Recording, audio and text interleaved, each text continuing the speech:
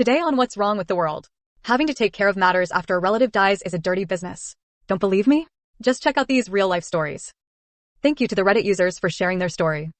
My grandma went to open a bank account and they insisted on having her ex-husband's permission. I think it was the 90s. She's Scottish and very spunky, so she asked them for a shovel so she could dig the dead bastard up and drop him on their doorstep. She got the account open, no problems.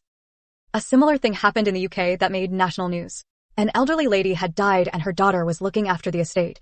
She had been on benefits due to her health, and despite the daughter repeatedly telling the Department for Work and Pensions that her mother had died, they kept sending her letters to say they were going to carry out a health assessment to reevaluate her benefits. The daughter eventually agrees and waits in her mother's house with her ashes, and when the assessor turns up and asks where the mother is, the daughter points to the urn on the coffee table. It made the news because it is a perfect example of the lack of communication between departments in the DWP. My dad was on disability before he passed away. He was only on it for like 2 months before he passed because it turned out he was sicker than anyone realized. About a month after he passed, right after Christmas, we got a letter saying he was fit for work the whole time and we owed back everything they paid him.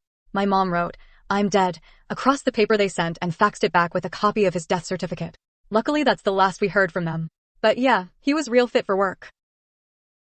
Great story. When my father died, there were some stupid people too that wouldn't understand he was dead. I remember going to the cell phone company and asking them to change the account titularity. I showed the death certificate and explained the situation, and they told me that my father had to sign the change. I explained again, and they said only he can do that. I said, okay then, cancel all 3 accounts then, only he can do that too. At that point I had been there for over an hour, so just said, you know what? Fuck it, we won't use these chips anymore. Feel free to keep sending the bills. My father is dead, so he doesn't care about debts. My father died on Father's Day 2012. He was divorced and living alone, and I am an only child. So that meant that I had to wrap up all of his affairs. This story centers around us trying to get his utilities canceled. I called in to see what we had to do to get them to cancel. The lady I spoke with on the phone said to send in his certified death certificate. I sent in the certified copy of his death certificate the next day. The next month I got another bill. I called again and a new woman answered. She said that because I wasn't on the account that she had to speak with the account holder. I informed her that the account holder was dead, but she wouldn't budge. I had to make an appointment with a supervisor so she could speak to him herself in person. I showed up at the Board of Public Utilities with another death certificate and his ashes in the clear bag that they returned his remains in. I plopped them down on the center of her desk and said when she talked to him to tell him that I loved him for me. The woman went pale, flew out her chair, and called the cops. When they showed up, she claimed that I had assaulted her. And yes, my dad's remains were still sitting in the middle of her desk with the death certificate. The cops questioned me as to why I would do that. I told them the story. The supervisor's boss was called in, and they all stepped away from the desk for a private talk. While they were talking, the cops came over to talk to me. They said that I shouldn't take human remains out in public, but there was no laws that were broken. I said that I agreed with them that it was extreme, but she insisted to speak with him in person. By then they were done talking between themselves. The supervisor's boss kissed up to me and got it taken care of. But the story isn't over yet.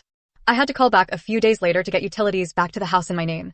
When the person on the phone saw the address and my name, I was immediately put on hold. The supervisor's boss that finally helped me got on the phone. She sucked up to me and waived all of the fees that come with setting up utilities. Just as the call was ending, she informed me that she was again so sorry for the employee's lack of compassion. She said that the employee was terminated and again, she is so very sorry. My great-aunt died and my dad tied up all her affairs, including getting her mail routed to us. Every year for 8 to 10 years, we'd get a survey and donation request from her local PBS station. Dad had called to get her off the list, but it was no use.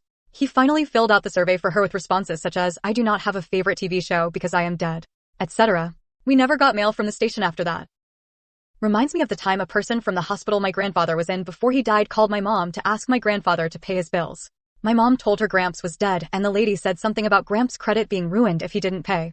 My mom just laughed and said it was fine and hanged up. That memory makes us all laugh. We still have people that do this at my family business all the time. They'll cold call our office and ask to speak to my grandfather. Conversation usually goes like this. Random cold caller. Hi, may I speak to the owner Dean Floguy, please? Me, if you talk to him, tell him we all miss him very much.